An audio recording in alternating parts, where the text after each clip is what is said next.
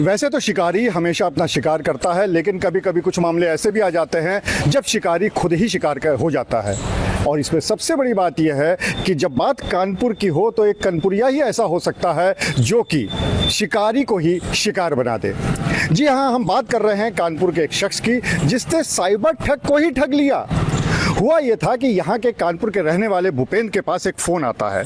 उस फ़ोन में बाकायदा एक व्यक्ति दिखाई पड़ता है जिसने कि पुलिस की वर्दी पहनी हुई है, और वो ये कहता है कि मैं सीबीआई से बोल रहा हूँ। उसके बाद वो इस बात को लेकर डराता है कि तुम्हारी कुछ न्यूड फोटोग्राफ्स और वीडियोस हमारे पास हैं और एक लड़की ने तुम्हारी शिकायत कराई है, इसलिए इसमें एफआईआर दर्ज हो गई है और अब तुमको पुलिस गिरफ्तार करने आ रही है। भूपेंद्र जब ये पूरी बात सुनता है तो ये समझ जाता है कि ये पूरी एक साजिश है, ये पूरे साइबर ठग हैं, क्योंकि लगातार इस तरह के वीडियोस वायरल भी होते रहते हैं। लेकिन वो इन ठग को ही ठगने की सोचता है और उसके बाद वो ठग से कहता है कि मैं तो एक छात्र हूँ, छोटा सा 10th क्लास का छात्र हूँ, और मेरे घर पे मत भेजिएगा पुलिस, क्योंकि मेरे मम्मी पापा मुझे बहुत मारेंगे। इसके बाद ठग को विश्वास हो जाता है कि वाकई में ये कोई एक छोटा लड़का है और जो कि उसकी बातों में फंस गया है। उसके बाद भूपेंद्र कहता है कि मेरे पास पैसे तो नहीं है, लेकिन हाँ, मेरी माँ की एक चेन है 1,20,000 रुपए की, उसको 40,000 रुपए में एक सुनार के पास गिरवी रखा है और उसको छुड़ाने के लिए कुछ पैसे चाहिए हैं जो कि मेरे पास नहीं हैं। ये बात सुनकर जो साइबर ठग होता है वो लालच में आ जाता है। उसको लगता है कि अगर थोड़े से पैसे देकर 1,00,000 रुपए मिल सकते हैं तो इसमें बुराई क्या है। तो वो खुद भूपेंद्र से कहता है कि तुम एक काम करो, तुम मुझसे ही ये पैसे ले लो। और उसके बाद भूपेंद्र धीरे धीरे करके और मांग करता जाता है और तकरीबन 9,000 रुपये ठग से ही ऐंठ लेता है। सबसे पहले तो हम आपको ये दिखाते हैं कि जब ये पूरा मामला चल रहा था, जब खुद ठग ने ही ठगी का शिकार होकर भूपेंद्र को पैसे दे दिए, तो उसके बाद उसने फ़ोन करके क्या कहा।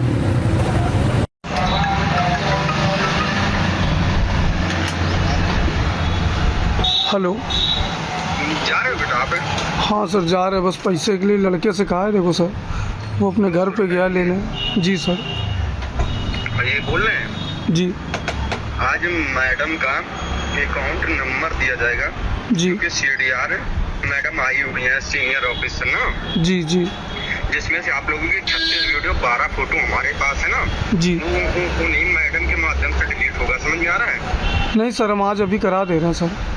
हाँ तो नहीं, पहले मेरी बात सुन लो जी राजू जी यहाँ से व्हाट्सएप तुम्हें नंबर बताना पड़ेगा, ठीक है? जी उस पे तुम्हारे पास 14 अंक का खाता अकाउंट नंबर आएगा, समझे? जी हाँ, मैडम वाला।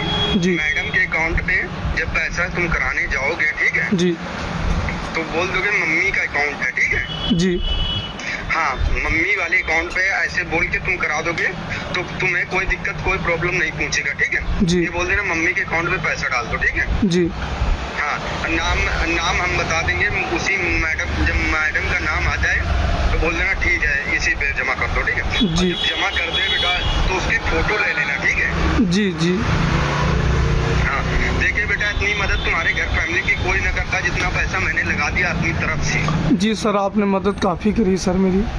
मैंने तुम्हारे ऊपर 7,000 रुपये लगा दिया है। हम सर उसका आगे बढ़ा के सर हम आपको अभी कर रहे हैं सर, तुरंत।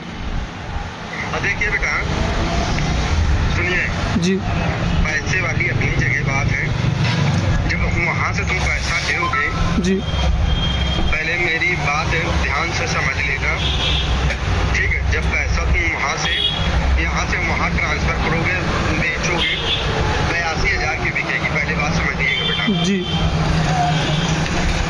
मैं तुम्हारा यही है ना सोचना कि मैं तुम्हारा पैसा खा जाऊंगा, समझ में आ रहा है?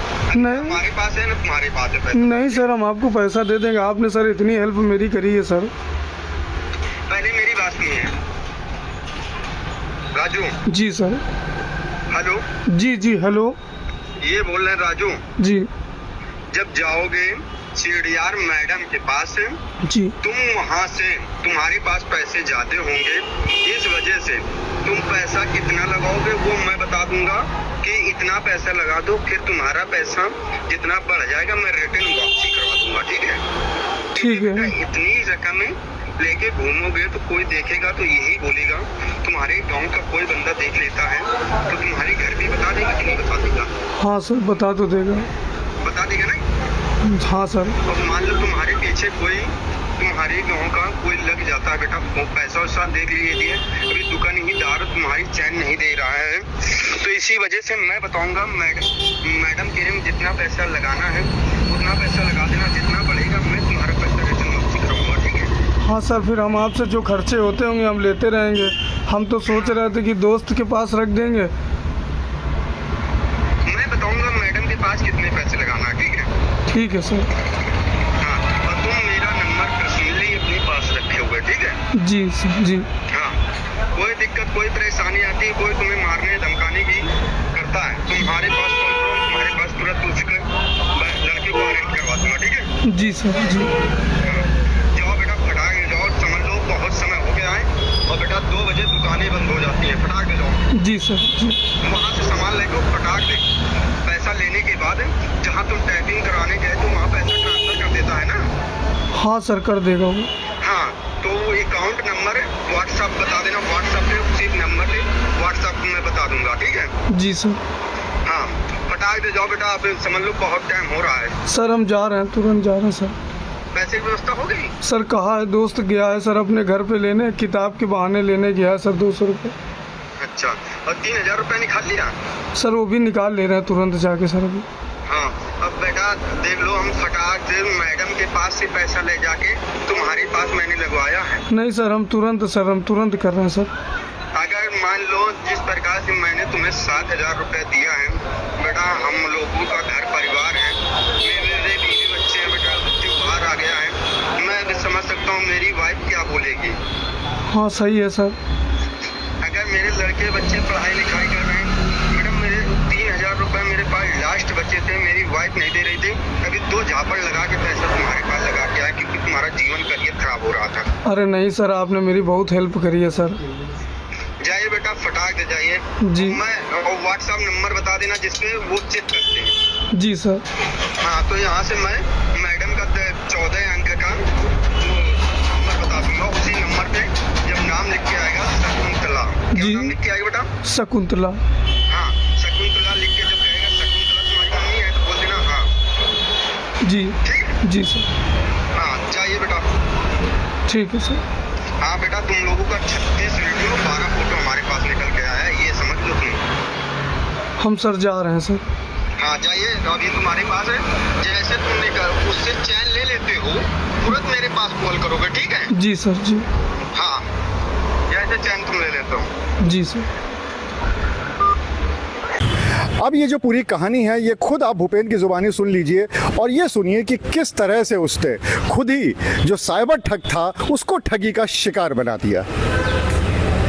मेरा नाम भूपेंद्र सिंह है। मेरे पास 6 मार्च को एक फ़ोन आया था जो अपने आप को एक जो है अधिकारी बता रहा था। इसके बाद वो बोल रहा था कि तुम्हारे खिलाफ़ एक मुकदमा दर्ज हुआ है, तुम्हारी नीट वीडियो जो है काफ़ी वायरल हुई है और मेरे पास जांच आई है। तो मैंने कहा सर ऐसा तो कुछ नहीं है। इसके बाद उसने मुझे एक मुकदमे की कॉपी भेजी है, फेक कॉपी है। जब मैंने उसको गूगल लेंस पर डाला तो फेक कॉपी मुझे दिखी। तो इसके बाद मैंने उसको रिपीट में कॉल किया, मैंने कहा सर मुझे समय दे दीजिए तो क्या करना होगा। तो उसने बताया कि आपका ये मामला जो है पूरा ख़त्म हो जाएगा, लेकिन इसमें आपको सरकारी शुल्क 16,000 रुपये जमा करना पड़ेगा। तो मैं समझ तो गया था कि ये साइबर ठग और मेरे साथ गलत करने का प्रयास कर रहे हैं, एक तरीके से ठगी करने का शिकार मैं बन जाऊंगा। तो मैंने उनसे एक दिन का समय मांगा। मैंने कहा कि मैं इंटर का छात्र हूं सर, मेरे घर पर कुछ मत बताना, मैं व्यवस्था में आपको पैसा करके दे रहा हूं। अगले दिन 7 मार्च को मेरे पास फ़ोन आया, बोला क्या हुआ। मैंने कहा सर मेरे पास पैसे की व्यवस्था नहीं हो पाई है, लेकिन सर मैंने एक चैन अपने घर से चोरी की हुई थी। तो सर मैंने अपने 15 दिन पहले दोस्त के पापा के पास गिरवी रखी है 3000 रुपये। सर अगर मुझे आप दे दीजिए तो सर आपकी बहुत मेहरबानी होगी और सर मैं चैन उठाकर उसको बेच के मैं सर आपको 20,000 रुपये डाल दूँगा।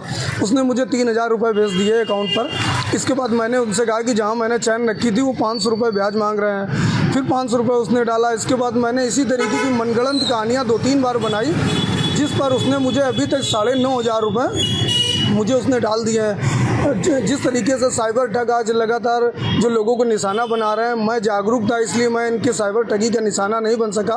तो कहीं ना कहीं आप लोगों को भी जागरूक होने की ज़रूरत है कि इस तरीके से मैं साइबर ठगी होने के शिकार से बच गया। और जिसकी जानकारी मैंने कानपुर दक्षिण DCP साउथ को एक व्हाट्सएप के माध्यम से दे रखी है। और योगी सरकार और कानपुर उत्तर प्रदेश पुलिस पर मुझे पूरा भरोसा है कि वह ऐसे साइबर ठग को पकड़ेगी और जो आने वाले जो और साइबर ठग हैं जिस तरीके से लोगों को निशाना बना रहे हैं, कहीं ना कहीं इस पर भी शिकंजा लगाएगी। अभी कहानी यहीं पे ख़त्म नहीं होती है। हालांकि इस पूरे मामले के बारे में भूपेंद्र ने पुलिस को इत्तला कर दी है, लेकिन साथ ही साथ एक बात और भी है कि अभी भी लगातार ठग भूपेंद्र के संपर्क में है, उसको फ़ोन कर रहा है और उसको ये बताने की कोशिश कर रहा है कि मैंने तुम्हारे ऊपर काफ़ी पैसे लगा दिए हैं, इसलिए जल्दी से जल्दी वो सोने की चेन बेच दो और जो भी ये लाख रुपया आता है वो उसको दे दो। तो लगातार ये बातचीत अभी भी चल रही है। अब देखने वाली बात ये होगी कि पुलिस इस पूरे मामले में क्या कार्रवाई करती है और साथ ही साथ क्या ठग को इस बात का इल्म हो पाता है कि जिसको वो ठगने गया था उसने उल्टा ही उसको ठग लिया और वो एक कनपुरियों के हाथों में ठगी का शिकार हो चुका है। अनुराग अग्रवाल, TV9 कानपुर।